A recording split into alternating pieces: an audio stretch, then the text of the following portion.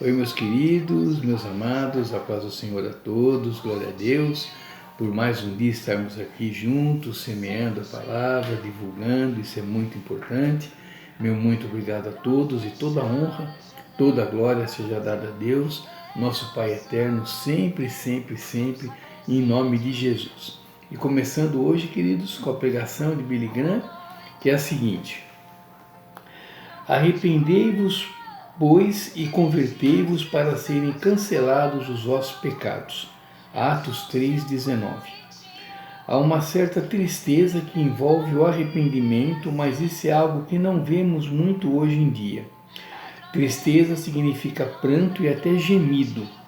Não estou dizendo que devemos ter uma grande experiência emocional quando nos arrependemos, mas creio piamente que precisamos derramar lágrimas quando isso acontece. Precisamos sentir muito pelos nossos pecados e dizer: ó Deus, pequei contra ti, sinto muito. Eu não sou uma pessoa emotiva. Não sei porquê, mas não choro facilmente. Porém, das poucas vezes em que chorei na minha vida, algumas delas foram por causa de algum pecado que havia cometido muitos anos atrás. Eu não derramei uma lágrima sequer na noite em que aceitei Jesus. Mas depois fui para casa e, ao olhar da minha janela para o céu da Carolina do Norte, chorei por causa dos meus pecados. Ó Deus, perdoa-me. E a paz mais formidável que já senti tomou conta da minha alma. E desde aquela hora eu soube que meus pecados tinham sido perdoados. Bom, queridos, o grande Billy Graham, mais uma vez, nos dando uma aula de como sermos verdadeiros cristãos. Deixa eu abaixar um pouquinho aqui, que está muito alto. Então, queridos, agora para a nossa reflexão, livro de Marcos, Evangelho de Marcos, capítulo 6, versículo 49. E ele diz o seguinte: mas quando eles ouviram andar sobre o mar, pensaram que era um fantasma e deram grandes gritos. Amém. Bom, queridos, aqui nesse trecho do Evangelho de Marcos, está contando a história, né, da história bem conhecida, né, que os discípulos estavam no mar com Jesus no barco e começou o mar a ficar revolto, ondas altíssimas, ventania, né, e eles estavam de noite e começaram a ficar com medo, achando que o barco ia afundar.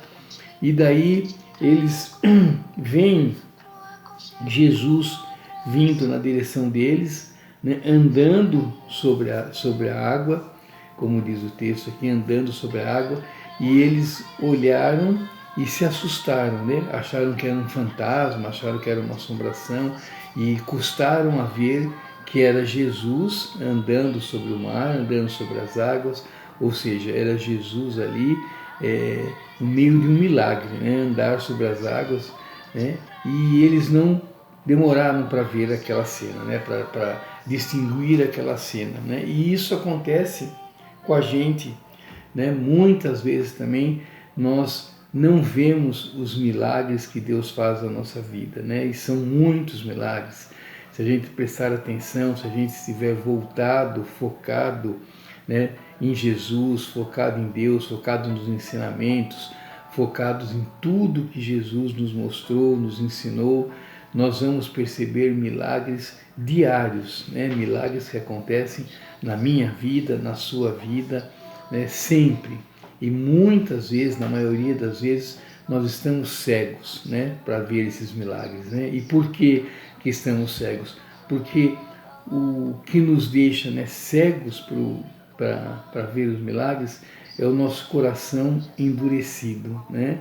Ou seja, o nosso coração com mágoas, com rancor, o coração preso a coisas do passado, a coisas que a gente não esqueceu ainda, a coisas que a gente traz à tona toda hora no nosso pensamento, no nosso coração, vai somando aquilo, vai guardando essas coisas, né?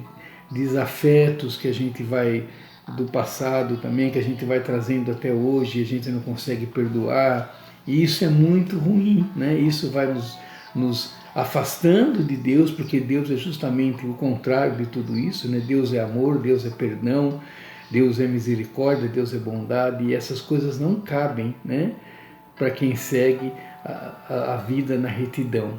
Então, quando a gente deixa de ver os milagres, a gente deixa de colher as bênçãos que Deus tem para a gente deixa que a gente impede, melhor, né, a gente impede que as bênçãos de Deus recaiam sobre a gente também impede que os propósitos de Deus cheguem até nós. Por quê? Porque o nosso coração está endurecido, o nosso coração está triste, está magoado, está rancoroso.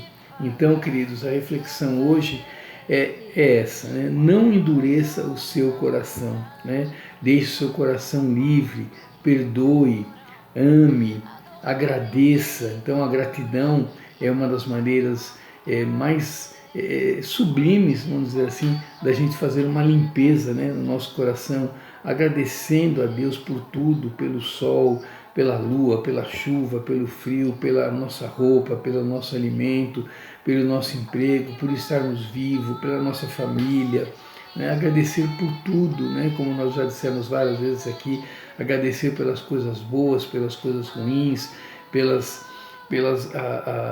os infortúnios da vida que acontece para mim, acontece para você, acontece para todos nós, mas que a gente agradeça, que a gente saiba que essas coisas são para o nosso crescimento, né? Para que a gente mude de fase.